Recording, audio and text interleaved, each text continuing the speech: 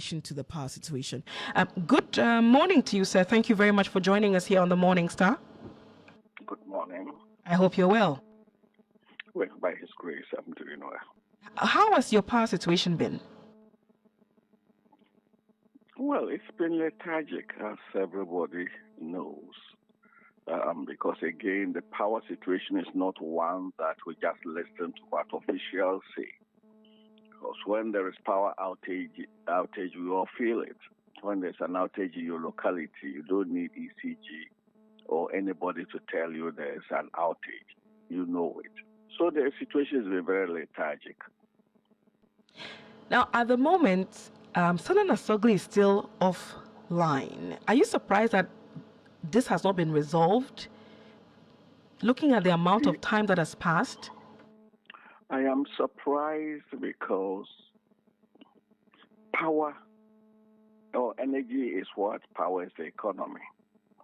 And if the government can treat the indebtedness to the IPP with such unseriousness, then it becomes very worrying. It becomes extremely worrying.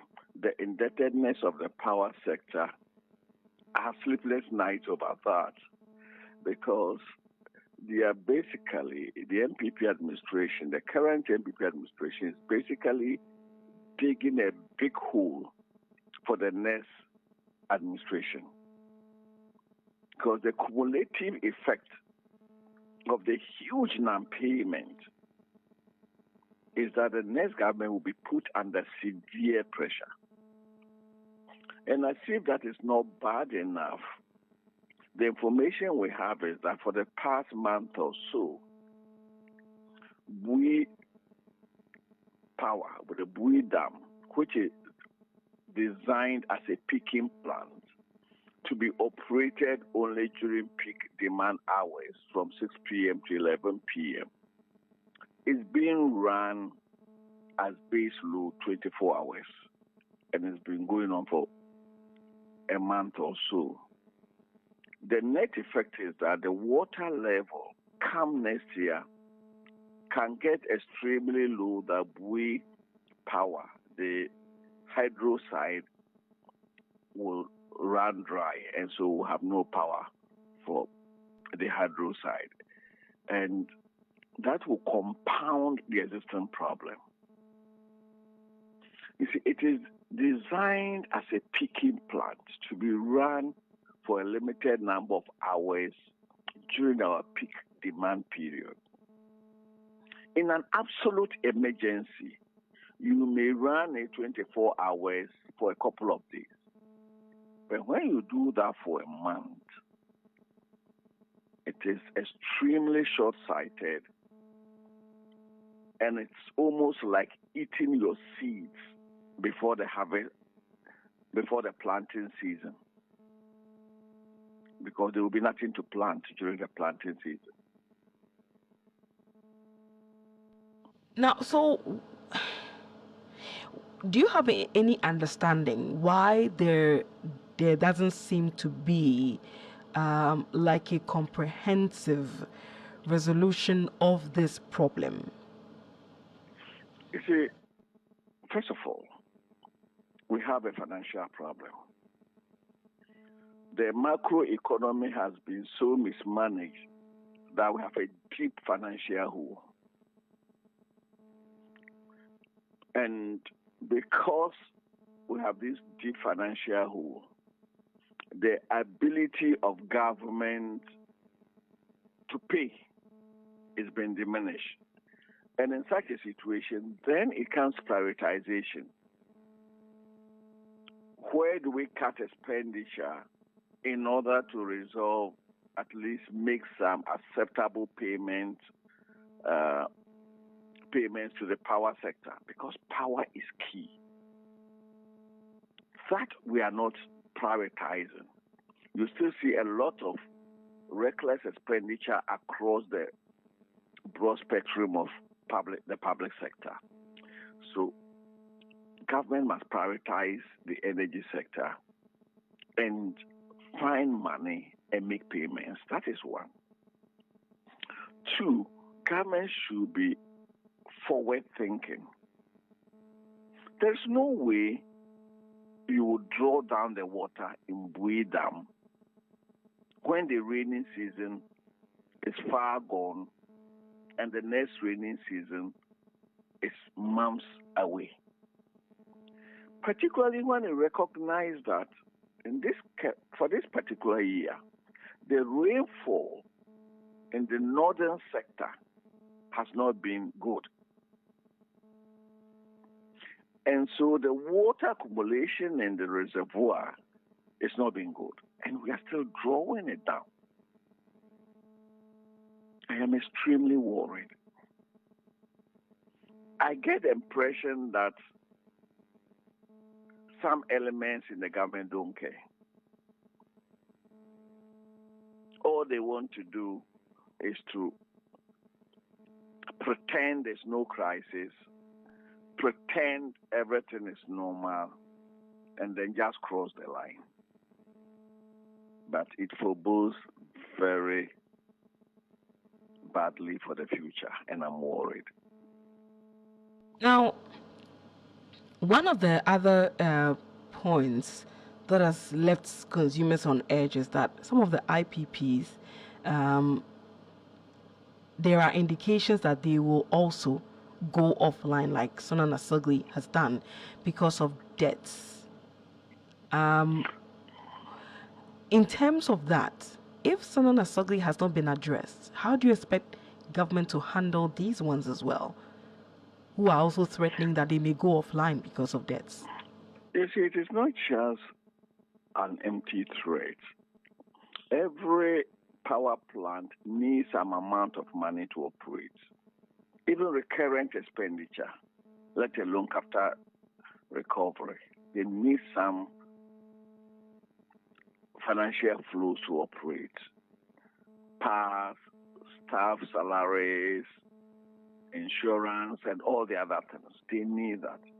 So if they are not being paid, or if they are being paid very little and that cannot cover their operational expenditure, what we call OPEX in the trade, then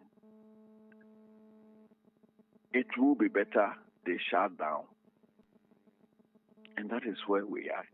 And one of these plants is even owned by SNET. So it is not just politics. This is economics, financial management. And currently, we have a deficit on a daily basis between 500 to 700 megawatts. Some of the IPPs are currently operating not at maximum capacity. Some are doing 1/3 of installed capacity, fuel and other needs.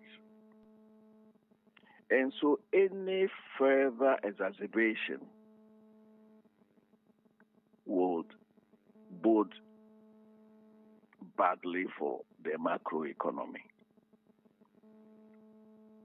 And that is why I'm worried, not about the next 2 weeks or the next 3 weeks. I'm worried about the consequences of these inactions in the first quarter of 2025. I'm absolutely worried. When you say that you are they will steamroll. They will steamroll into the future. So if we can all persuade government to at least make some payments now, some settlements now. You see, it is not the fact that we are owing, but the fact that we are not making concrete arrangements to at least service our debts, pay a reasonable percentage for the power entities to be able to run. That is the danger. Now, in relation to these IPPs, after they issued the threat that they would also go offline like Sona Sogli has done, the ECG acting MD has also been speaking to it, and he says that, this will not happen, They are working around the clock to solve some of these issues or to pay some of these debts and all that. And a question was asked as to why ECG was not providing a timetable to consumers to allow them to plan and know when they would have power otherwise. Well, they say that the shortfalls are not consistent, so they cannot provide a timetable at this particular time. What are your thoughts on that particular position? That is most unfortunate.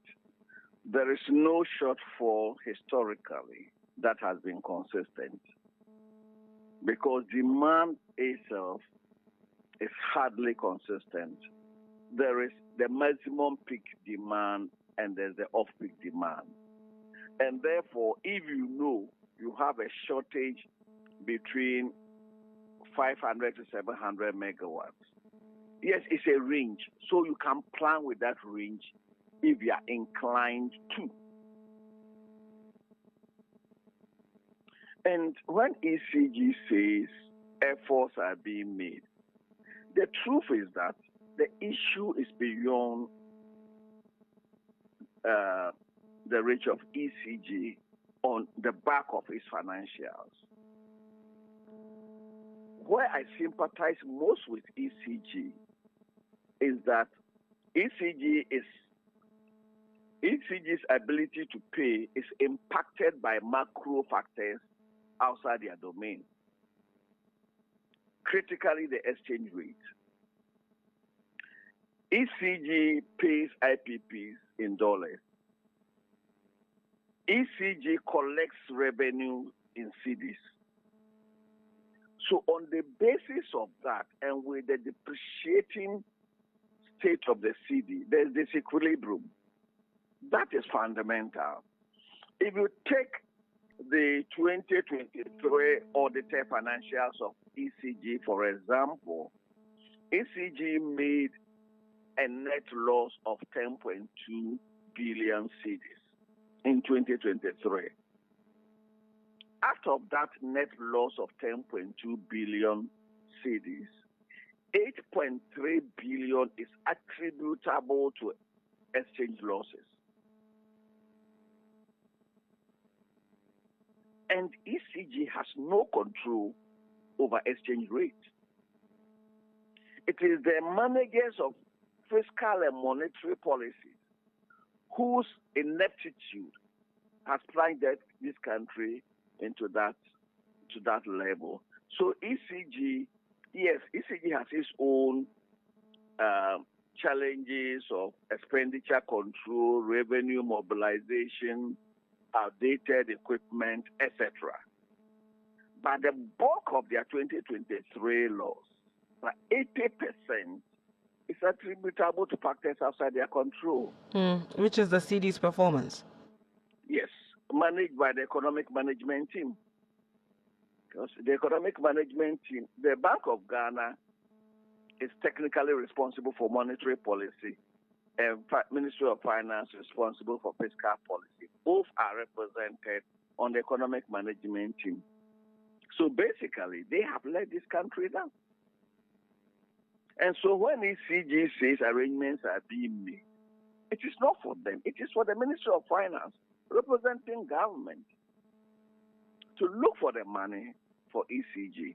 Both are, you see, the government is both the shareholder and also the beneficiary of ECG's activities.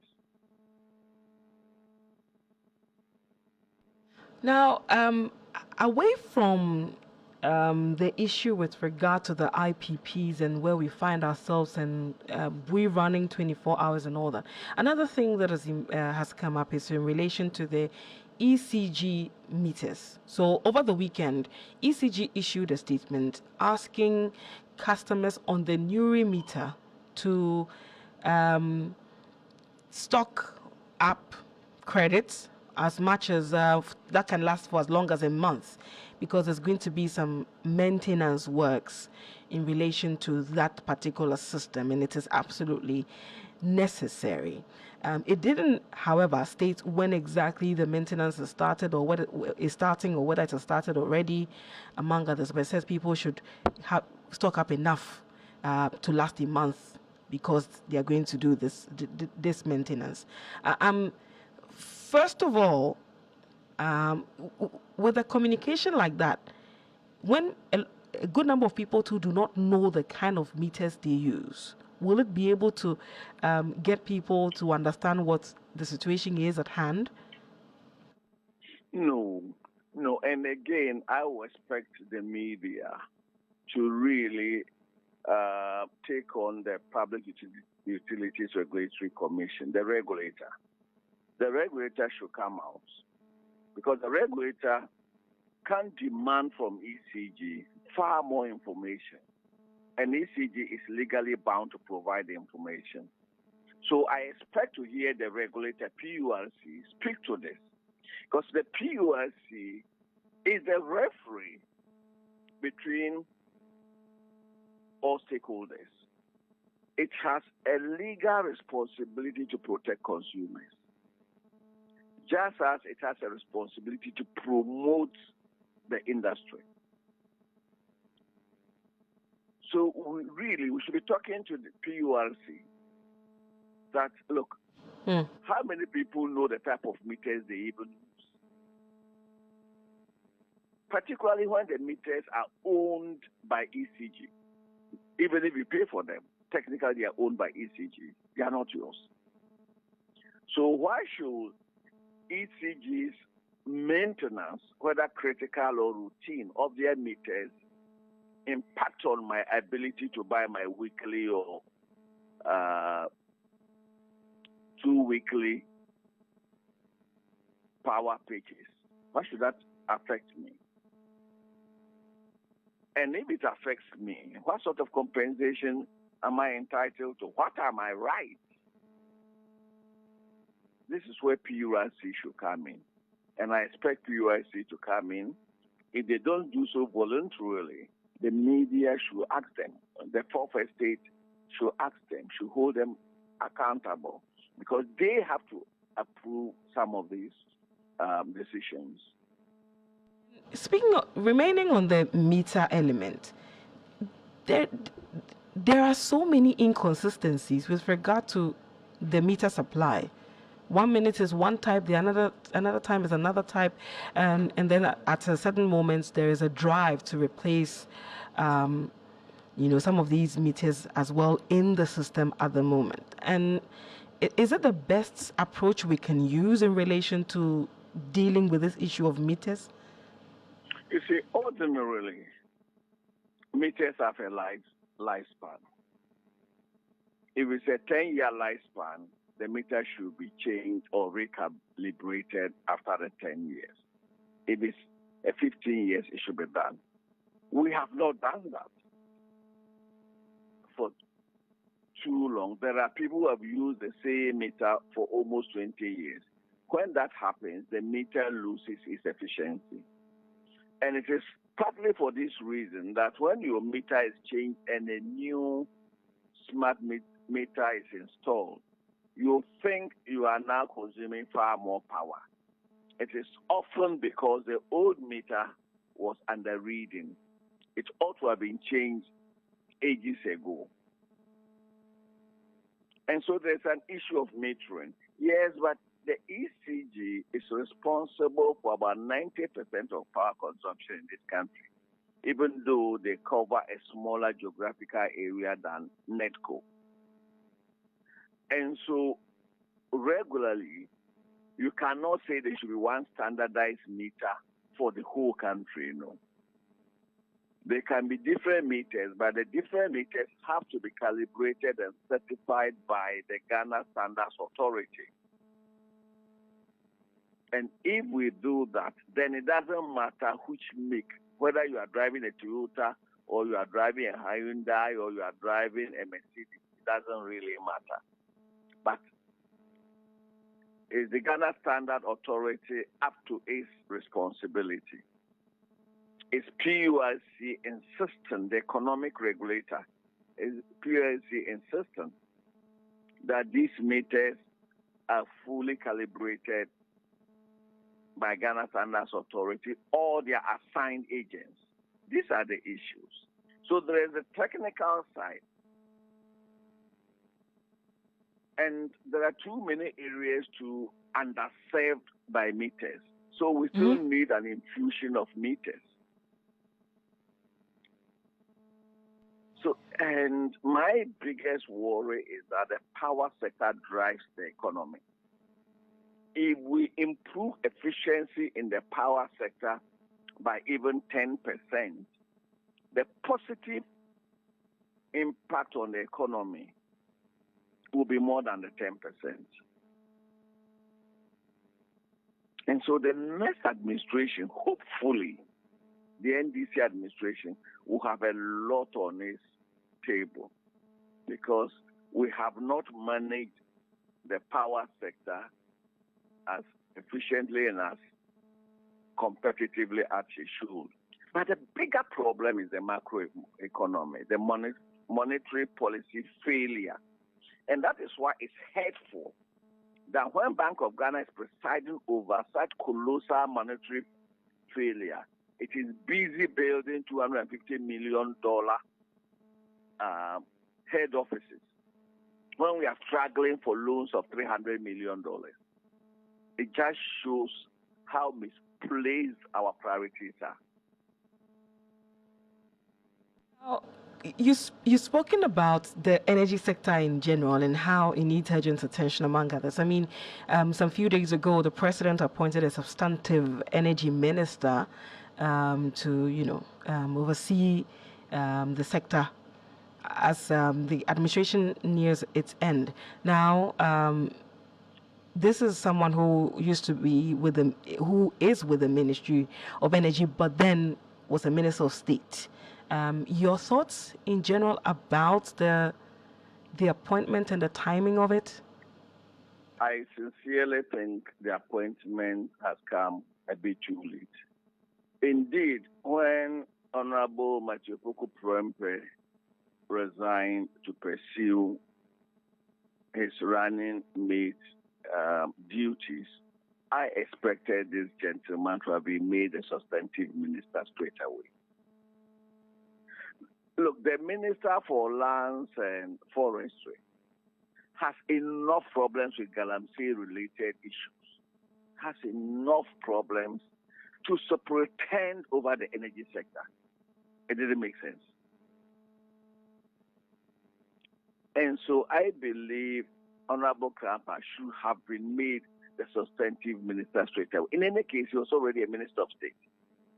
So there is absolutely no need for vetting again, because he was already a minister of state. So for him to report to another minister, for me, was not the best. But well, better late than never. At least there is a sector minister who can focus on the sector, even though the administration has barely 5 weeks to exit. All right, Doc. Thank you so much for speaking to us. We're grateful for your time, sir. The pleasure is mine. Thank you. You had us engage Dr. Kwabena Donkor, former Power Minister and the Member of Parliament for Pru East. This is still the Morning Star here on Star 103.5 FM. I will go for a break. When I return, there is more to discuss, especially in the area of politics. We've spoken about energy. We'll also work the telephone line and see if we can reach PURC to get some answers in relation to this blank communication that has come from the Electricity Company of Ghana. It's a Morning Star here on Star 103.5 FM.